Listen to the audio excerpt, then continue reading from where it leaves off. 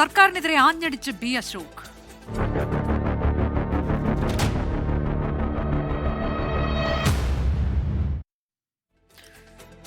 സസ്പെൻഷന് പിന്നാലെയും സംസ്ഥാന സർക്കാരിനെതിരെ ആഞ്ഞടിച്ച് മുതിർന്ന IAS ഉദ്യോഗസ്ഥൻ ഡോക്ടർ ബി അശോക്. തനിക്കെതിരെ നടപടിയെടുത്തത് ഏപ്രിൽ 9 ജനം പുറത്താക്കിയ സർക്കാരെന്നും ഏറ്റുമുട്ടി പരാജയപ്പെട്ടപ്പോഴാണ് സർക്കാരിന്റെ പ്രതികാരമെന്നും ബി അശോക് തുറന്നടിച്ചു. തുടർ ഭരണത്തിനായി കിഫ്ബി CEO ഡോക്ടർ KM എബ്രഹാമിന്റെ നേതൃത്വത്തിൽ IAS ഉദ്യോഗസ്ഥരുടെ കോക്കസ് പ്രവർത്തിക്കുന്നുണ്ട് എന്നും കിഫ്ബി ഫണ്ട് PR-നായി ഉപയോഗിച്ചുവെന്നും ബി അശോക് ആരോപിച്ചു.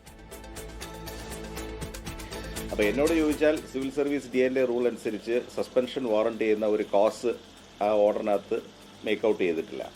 പക്ഷേ കോടതിയിലേക്ക് പോകാനോ ട്രിബ്യൂണലിലേക്ക് പോകാനോ ഉദ്ദേശിക്കുന്നില്ല. ഏപ്രിൽ 9 കേരളത്തിലെ വോട്ടർമാർ ഡിസ്മിസ് ചെയ്ത ഒരു ഗവൺമെൻറ്റിൻ്റെ സസ്പെൻഷൻ ഉത്തരവാണ്. അപ്പോൾ അത് തൽക്കാലം മേശപ്പുറത്തിരുന്നാൽ മതി. പോകുന്ന പോക്കിൽ അവസാനത്തെ റൗണ്ട് ശത്രുക്കൾ എന്ന് സംശയിക്കുന്നവരുടെ നേർക്ക് ഒരു റൗണ്ട് വെടിയുതിർത്തുകൊണ്ട് പുറത്തേക്ക് പോകുന്നുവെന്ന് മാത്രം. അങ്ങനെ എല്ലാ പോരിലും പരാജയപ്പെട്ട് നാണം കെട്ട പരാജയം ഏറ്റുവാങ്ങിയതിൻ്റെ ക്ഷീണം തീർക്കാനായിട്ട് ഞാൻ സാമൂഹ്യ മാധ്യമങ്ങളിൽ ഇടപെടൽ നടത്തി എന്നൊരു ഗ്രൗണ്ട് ഉണ്ടാക്കിയിട്ട് ഇന്നലെ ഉച്ചയ്ക്ക് 4 മണിയോട് കൂടിയിട്ട് എനിക്കൊരു സസ്പെൻഷൻ ഓർഡർ തരികയാണുള്ളത്. അത് അംഗീകാരമായിട്ട് കണക്കാക്കുന്നു. സർക്കാർ ഉദ്യോഗസ്ഥർ തൻ്റെ അടിമ വേലക്കാരാണെന്നും തന്നെ പുകഴ്ത്തിപ്പാടാൻ മാത്രം ജനിച്ചിട്ടുള്ള ആൾക്കാരാണെന്നും വേണമെങ്കിൽ നിങ്ങൾക്കൊരു കോറസായിട്ട് നിന്ന് എൻ്റെ വാഴ്ത്തുപാട്ട് പാടിത്തരാം, അതല്ലാതെ മറ്റ് യാതൊരു അവകാശവും ഇന്ത്യയിലെ IAS എന്നുള്ളതല്ല സർക്കാർ ജീവനക്കാർക്ക് ഒന്നുമില്ല എന്നുള്ള ചിലരുടെ മനോഭാവത്തിന് ഉത്തമ ഉദാഹരണമായിട്ട് അതൊരു ബാഡ്ജായിട്ട്, ആ സസ്പെൻഷൻ ഓർഡർ ഒരു ബാഡ്ജായിട്ട് ഞാനിവിടെ കുത്തുന്നു. അതിന് യാതൊരു നിലനിൽപ്പുമില്ല. അത് അതിൻ്റെ വഴിക്ക് തന്നെ ചവറ്റുകുട്ടയിലേക്ക് പോകും എന്ന് ഉത്തമ ബോധ്യമുണ്ട്. KM എബ്രഹാം മന്ത്രി പദവി കൂടി അസ്യൂം ചെയ്തതിന് ശേഷം സംസ്ഥാന ഗവൺമെൻറ്റിലെ രണ്ടാമനായിട്ടാണ് പ്രവർത്തിക്കുന്നത്. സംസ്ഥാന ധനകാര്യ വകുപ്പിനെ മറികടന്ന് നിരവധി അവസരങ്ങളിൽ അദ്ദേഹം ഉദ്യോഗസ്ഥർക്കും മറ്റ് മന്ത്രിമാർക്കും വരെ നിർദ്ദേശങ്ങൾ കൊടുത്തിട്ടുണ്ട്. 5000-6000 കോടി ഒരു വർഷം വായ്പയായിട്ടും ഗ്രാൻഡായിട്ടും കിഫ്ബിക്ക് ലഭ്യമാവുന്നു. ഏകദേശം 40,000 കോടി രൂപയോളം ഏതൊരു വകുപ്പിനേക്കാളും വലുതാണ് കിഫ്ബിയുടെ ധനവിനിയോഗം. അപ്പോൾ ഇത് കയ്യിൽ വരികയും കിഫ്ബി സർക്കാരിനേക്കാൾ ശക്തമായ ഒരു സ്ഥാപനമാണെന്ന് വരികയും ചെയ്തതോടുകൂടി എങ്ങനെയത് പറയണമെന്ന് എനിക്കറിയില്ല, പക്ഷേ സർക്കാരിലെ ഒരു ഭരണഘടനാ ബാഹ്യ അധികാര കേന്ദ്രമായിട്ട് അദ്ദേഹം വളർന്നിട്ടുണ്ട്. ആർ ശ്രീജിത്ത് വിശദാംശങ്ങളുമായി. ശ്രീജിത്ത്, തനിക്കെതിരായ നടപടിയിൽ അദ്ദേഹം പ്രതികരിക്കുന്നുണ്ട്, അതിനെ കാര്യമാക്കുന്നില്ല, മറിച്ച് ഒരു അംഗീകാരമായി കാണുന്നു എന്ന് പറയുന്നു. അതിനപ്പുറത്തേക്ക് മുഖ്യമന്ത്രിക്കെതിരെ, ചീഫ് സെക്രട്ടറിക്കെതിരെ, KM എബ്രഹാമിനെതിരെയൊക്കെ അതിരൂക്ഷ വിമർശനം അദ്ദേഹം ഉന്നയിക്കുകയാണല്ലോ. അനുജ, IAS ഉദ്യോഗസ്ഥർക്കിടയിൽ കഴിഞ്ഞ കുറേ നാളുകളായി പുകഞ്ഞുകൊണ്ടിരുന്ന ചില പ്രശ്നങ്ങളാണ് ഇപ്പോൾ ബി അശോകിന്റെ സസ്പെൻഷനിലൂടെ പുറത്തു വന്നിരിക്കുന്നതും അദ്ദേഹത്തിന്റെ ഇന്നത്തെ പ്രതികരണങ്ങളിലൂടെയും പുറത്തു വന്നിരിക്കുന്നത്. അതായത് IAS ഉദ്യോഗസ്ഥർ, ഓൾ ഇന്ത്യ സർവീസിൽപ്പെട്ട ഉദ്യോഗസ്ഥരുടെ വകുപ്പ് മുഖ്യമന്ത്രിക്ക് കീഴിലാണ്. ചീഫ് സെക്രട്ടറിയാണ് ഇതുമായി ബന്ധപ്പെട്ട കാര്യങ്ങൾ ചെയ്യേണ്ടതും.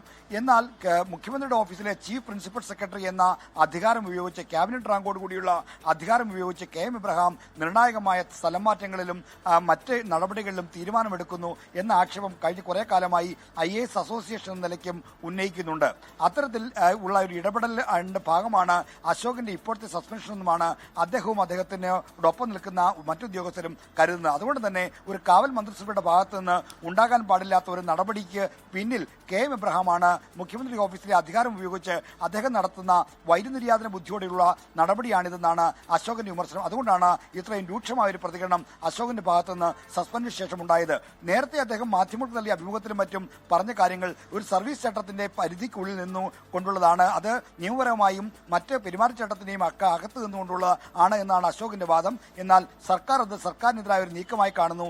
ഇപ്പോൾ അഭിമുഖത്തിന് പിന്നാലെ അദ്ദേഹത്തിന് ഷോക്കോസ് നൽകിയോ മറ്റും ഉണ്ടാകാതെ ഇപ്പോൾ ഫലം വരാൻ ഒരാഴ്ചയിൽ മാത്രം സമയശേഷിക്കെ ഒരു നടപടിയിലേക്ക് പോയതാണ് അശോകനെ അടക്കമുള്ള ആളുകളെ പ്രകോപിപ്പിച്ചിരിക്കുന്നത്. എന്തായാലും നിയമപരമായ നടപടിയിലേക്കല്ല, മറിച്ച് രാഷ്ട്രീയമായ ഒരു തീരുമാനം തന്റെ കാര്യത്തിൽ ഉണ്ടാകുമെന്ന് അശോക് പ്രതീക്ഷിക്കുന്നു. അതുകൊണ്ടാണ് ഇത്രയും ശക്തമായൊരു പ്രതികരണം ഉണ്ടാകുന്നത്. പുതിയ സർക്കാരിൽ നിന്നാണ് അദ്ദേഹം നീതി പ്രതീക്ഷിക്കുന്നത്. അതുകൊണ്ട് തന്നെ അതാണ് ട്രിബ്യൂണൽ പോകാനോ അല്ലെങ്കിൽ മറ്റ് നിയമപരമായ നടപടിയിലേക്ക് പോകാനോ താൻ ഇപ്പോൾ ഒരുങ്ങുന്നില്ല എന്ന കാര്യം അശോക് വ്യക്തമാക്കുന്നത്.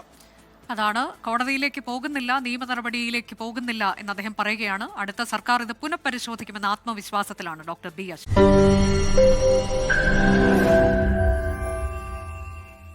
ലോകത്തെവിടെയായാലും ഏത് സമയത്തും 24 വാർത്തകളും ഓഗ്മെന്റഡ് റിയാലിറ്റി പാക്കേജുകളും എക്സ്പ്ലെയിനറുകളും വിശദമായി കാണാൻ ഞങ്ങളുടെ യൂട്യൂബ് ചാനൽ നിങ്ങൾക്ക് സബ്സ്ക്രൈബ് ചെയ്യാം.